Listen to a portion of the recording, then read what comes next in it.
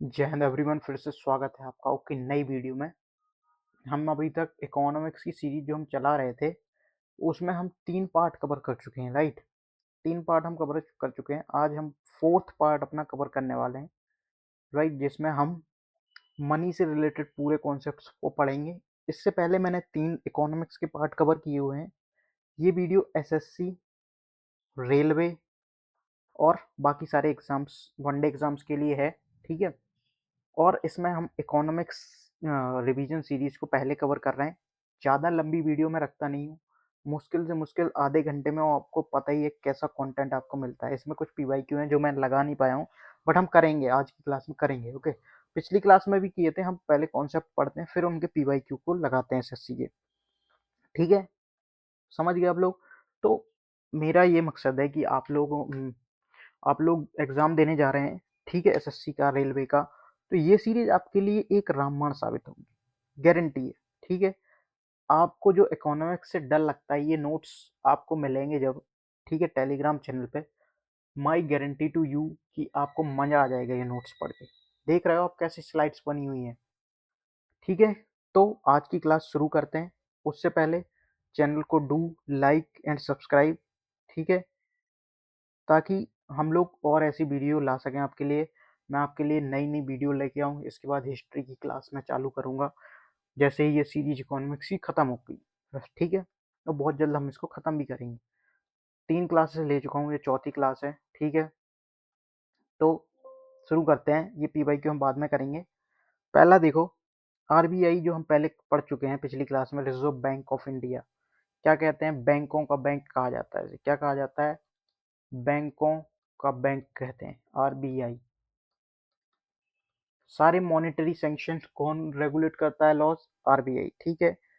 किस कमीशन पे आया था? हम पिछली क्लास में करेंगे, रिवीजन कर रहे हैं, पिछली क्लास में हम किया हुआ है। यंग हिल्टन आयोग, और जिसे हम शाही आयोग कहते हैं, इसकी सिफारिश पर आरबीआई एक्ट 1934 आता है, और 1 अप्रैल 1935 को 5 करोड़ की पूंजी के साथ RBI, reserve bank of India की स्थापना होती है, ठीक है। क्वेश्चन ये आता है, ये पूछा जाता है यंग हिल्टन कमीशन की किस कमीशन के द्वारा सिफारिश पर आरबीआई की स्थापना होती थी? यंग हिल्टन, ठीक है। अच्छा, पहले इसका हेडक्वार्टर कहाँ था? कोलकाता में। कब शिफ्ट हुआ मुंबई में? 1937, 1937 में। समझ गए? ये क्वेश्चन पूछा जाता है कब स्थानांतरण हुआ मुख्यालय का? 1937 में। राष्ट्रीयकरण कब होता है इसका? 1 जनवरी 1949 को राष्ट्रीयकरण होता है। किसका?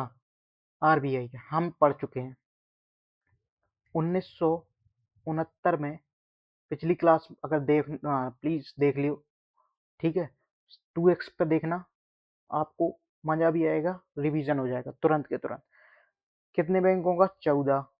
1980 में कितने बैंकों का होता है? 6, ठीक है। ये पिछली क्लास में हम कवर कर चुके हैं। नेक्स्ट स्लाइड देखो।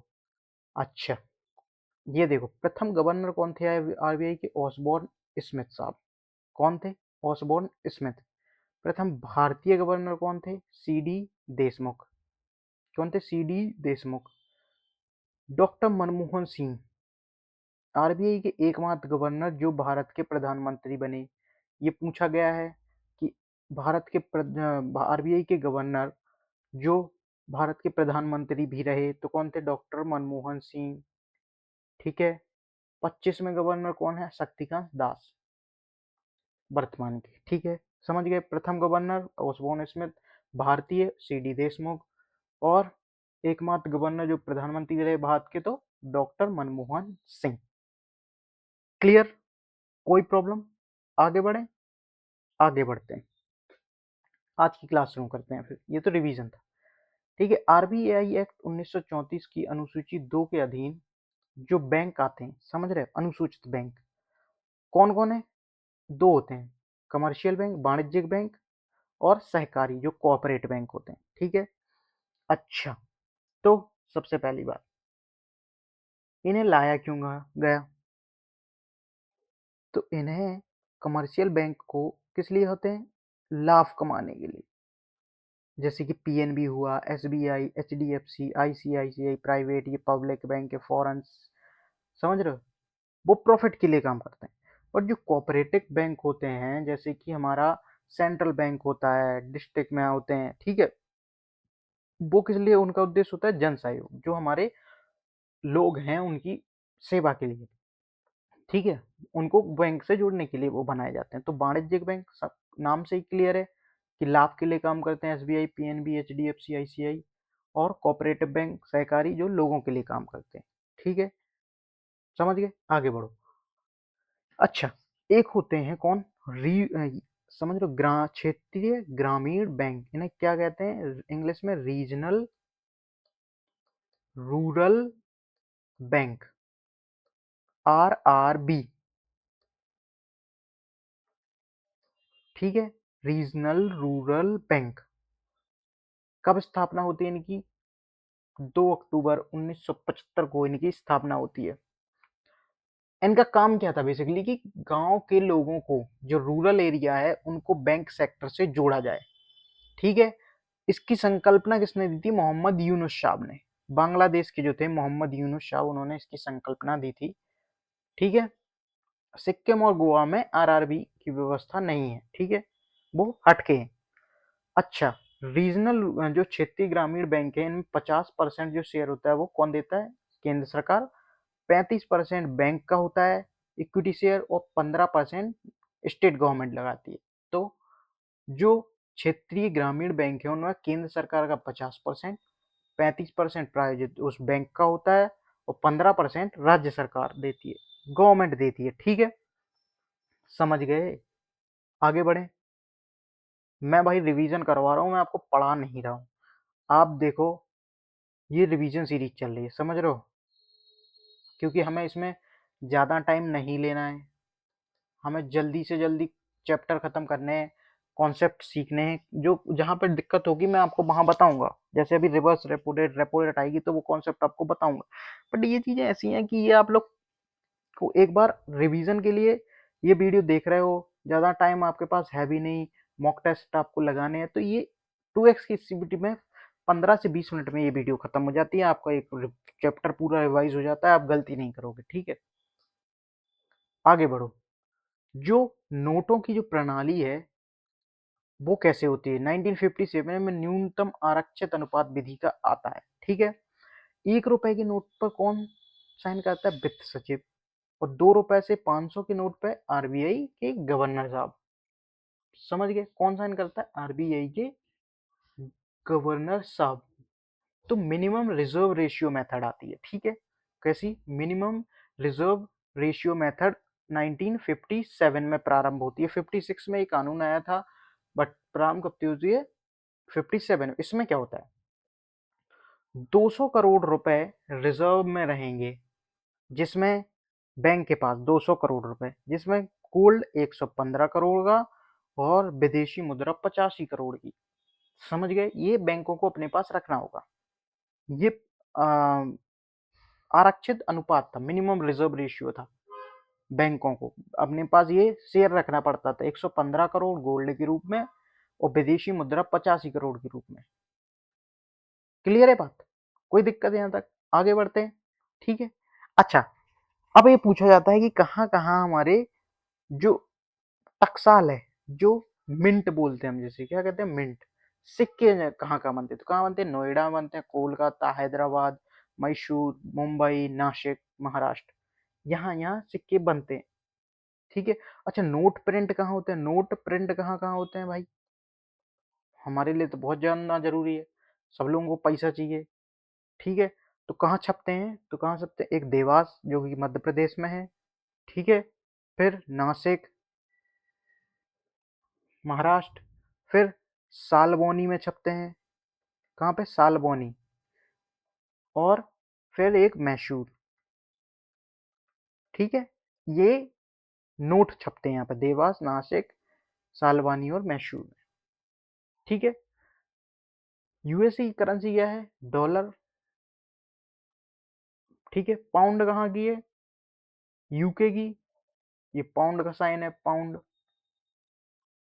और जापान की येन, और ईयू की, यूरोपियन यूनियन की। क्लियर है? इंडिया की रुपीज आती है। क्लियर है ये सब चीजें? ये टकसाल के हैं, नोएडा, कोलकाता, और ये यहाँ पे नोट छपते हैं 500 वाले, 100 वाले। ठीक है, ये देखो 10 रुपए के नोट पर किसका साइन बना हुआ है? कोणार्क मंदिर का।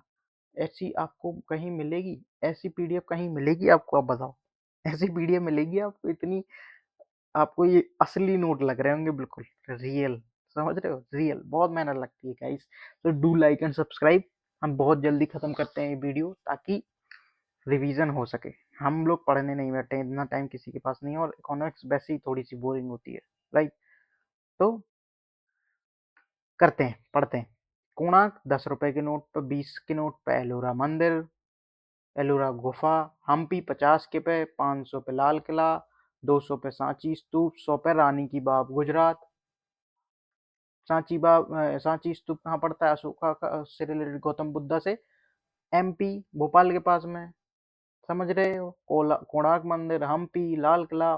और ये अभी नोट बंद हो गया है, मंगलयान वाला, 2000 वाला।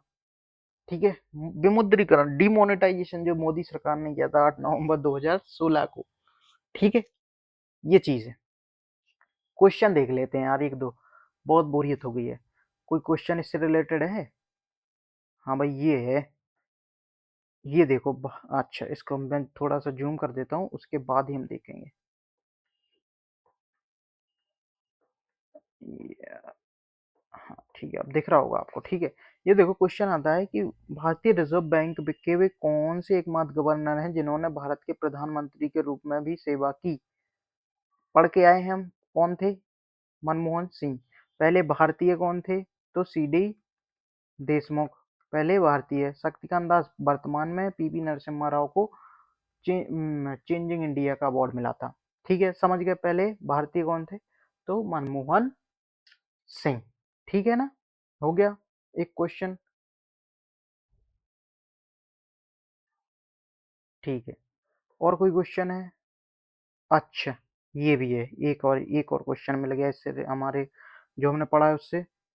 क्या है कि क्षेत्रीय ग्रामीण bank RRB, regional rural bank की स्थापना के समय केंद्र सरकार की हिस्सेदारी कितनी निर्धारित की गई थी?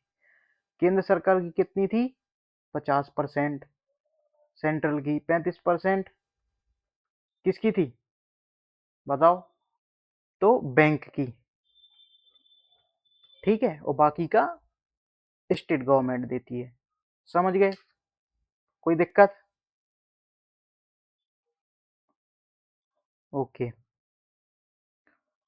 और कोई क्वेश्चन बनता है? हमने जो पढ़ा है ये है। एक और मिल गया क्वेश्चन। ये लगा नहीं पाया हूँ, बट हम कर रहे हैं। ठीक है, एक और क्वेश्चन मिलता है, हमने जो पढ़ रखा है उससे। क्वेश्चन देखो, क्या है क्वेश्चन?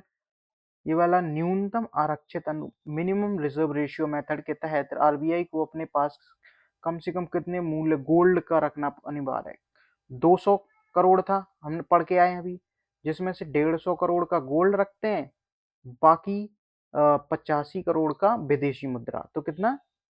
115 करोड़, सॉरी 150 नहीं, 115 करोड़। ठीक है, कर लिया क्वेश्चन? ओके। एक और क्वेश्चन ये बना था। ठीक है, एक और क्वेश्चन ये पूछा गया। क्या पूछा गया कि आरबीआई की स्थापना किस आयोग की सिफारिश पर की थी? तो यंग हिल्टन आयोग। पढ़ चुके हैं हम लोग। समझ गए? अब देखो, आगे पढ़ते हैं। ठीक है, कहाँ तक पढ़ लिया था हमने? ओके, नोट देख लेते। अच्छा, आरबीआई के कार्य देखो अब, कि क्या क्या काम करता है आरबीआई। क्या करता है? इसको क्या कहा जाता है? बैंकों का बैंक कहते हैं। बैंकिंग रेगुलेशन एक्ट 1949 के तहत ही बना था। विदेशी मुद्रा का प्रबंधन भी ये करता है, फेमा एक्ट के थ्रू 1999। वित्तीय समावेशन करता है, मौद्रिक नीति का निर्माण भी यही करता है। तो काम अच्छे खासे काम करता है। ठीक है, बैंकों का बैंक कहते हैं, विदेशी मुद्रा भंडार यानी forex reserve, foreign exchange. Okay, foreign exchange management act, इसको क्या कहते हैं? Foreign exchange management act. 1999, ठीक है। इसको भी कंट्रोल यही करता है आरबीआई। वित्तीय समावेशन, मॉनिटरी पॉलिसी यानी मौद्रिक नीति का भी निर्माण यही करता है। कौन करता है? आरबीआई।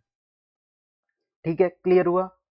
आगे देखो, अब आती है भाई बहुत इंपॉर्टेंट चीज पढ़ने वाले हैं हम। क्या पढ़ने वाले हैं? एमपीसी, मॉनिटरी पॉलिसी कमेटी, मौद्रिक नीति।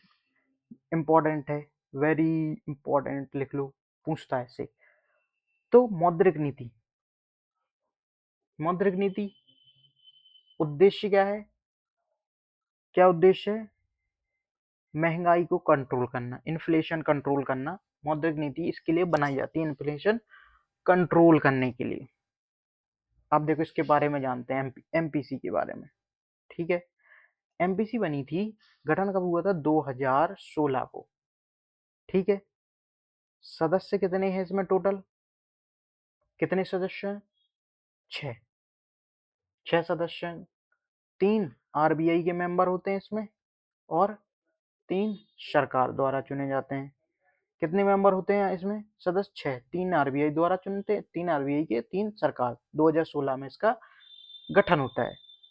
हेड कौन होता है इसका? तो आरबीआई का गवर्नर ही इसका हेड होता है। आरबीआई का गवर्नर। अच्छा, 2 साल, हर माह में 2 बार बनती है। 2 माह में हर हर साल बनती है, 2 माह में। तो साल में कितनी बार? 6 बार बनी। ठीक है, 2016 में इसका गठन किसने किया था? उर्जित पटेल समिति ने। 6 मेंबर होते हैं, 3 आरबीआई के, 3 सरकार के। हेड हैं आरबीआई के गवर्नर, हेड होते हैं इनके। काम क्या होता है? महंगाई को कम करना, मतलब नियंत्रण में रखना। ठीक है, तो 2 सरकार, 3 सरकार द्वारा और 3 आरबीआई के मेंबर होते हैं। समझ गए? 2016 में ये बनती है।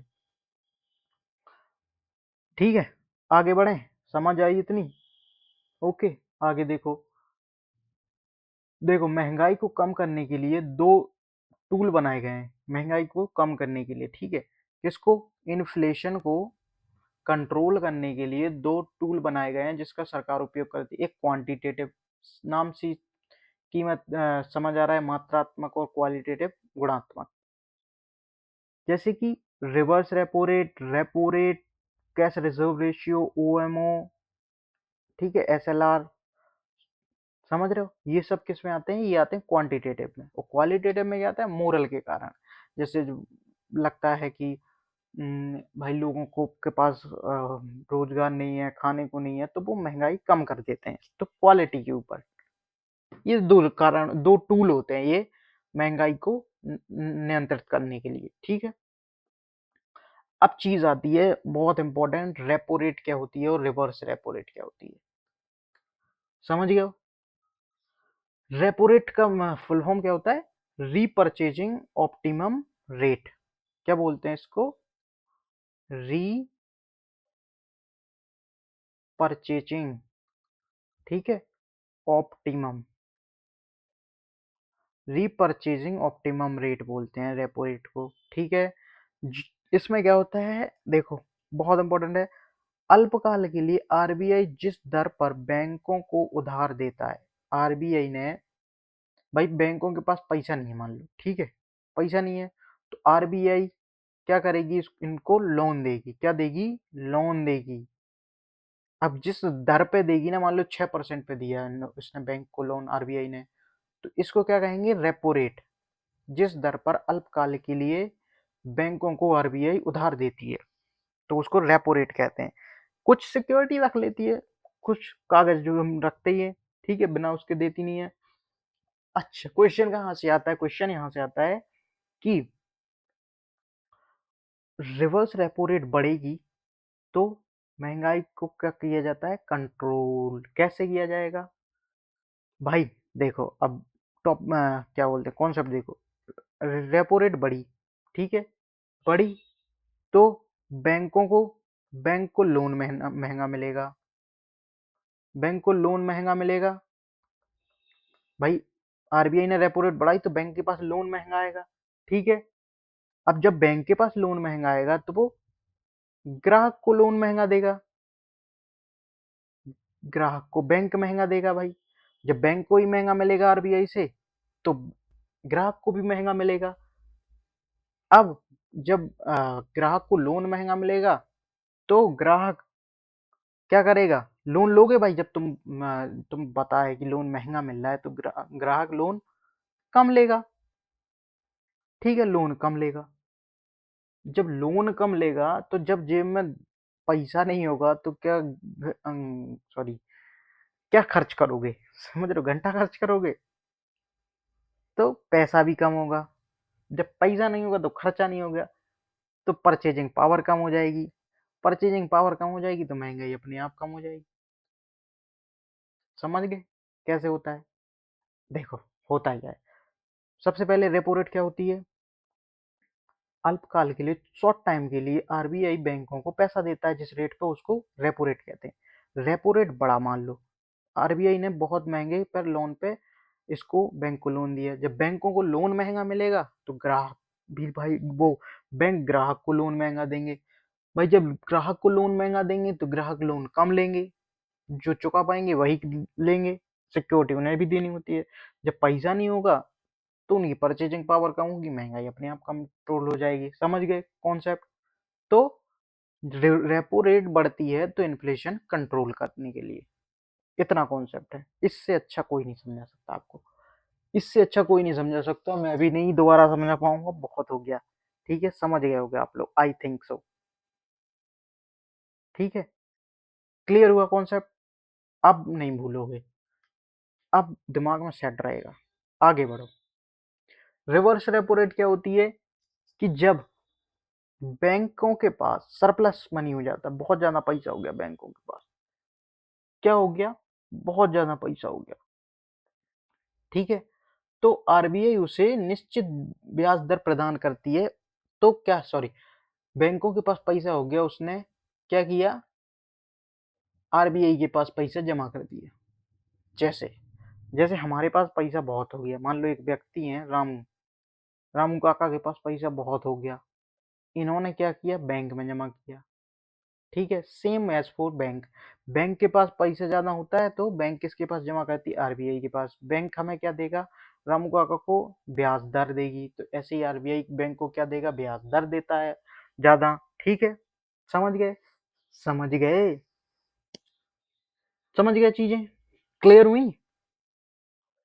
ठीक है, सेम रेपो रेट और रिवर्स रेपो रेट का कॉन्सेप्ट सेम ही है।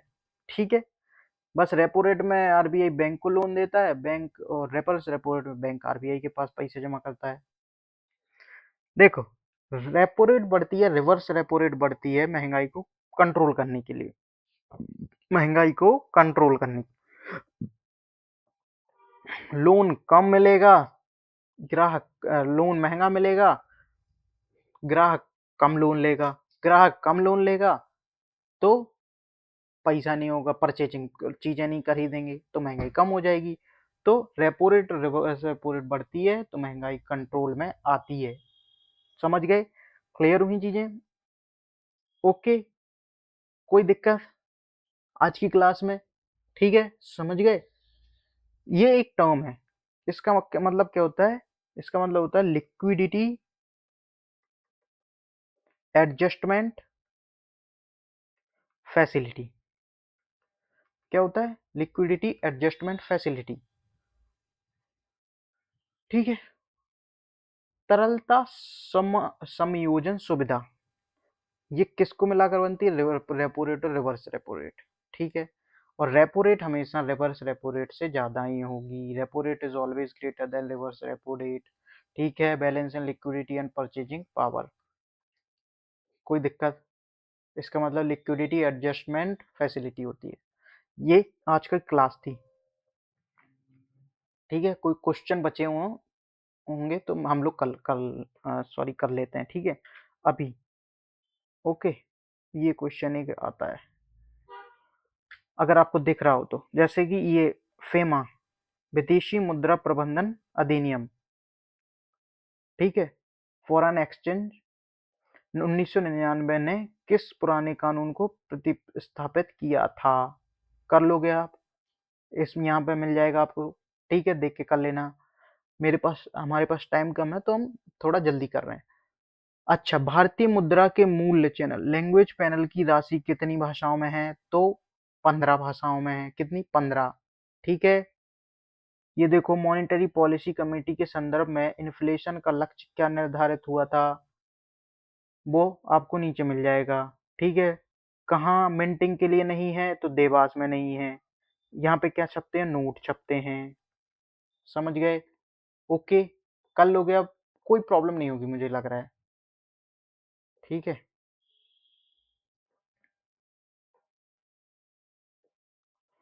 ओके, तो ये रही आज की क्लास। रिवीजन कर लेना। ओके। और कोई क्वेश्चन तो मुझे लग नहीं रहा है कि बचा है।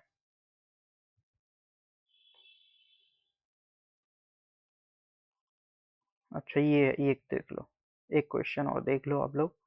इसमें क्या है कि यदि इन्फ्लेशन को नियंत्रित करना हो तो रेपो रेट के साथ क्या किया जाना चाहिए? बढ़ा देना चाहिए, घटा देना चाहिए, क्या करना चाहिए? तो रेपो रेट बढ़ेगी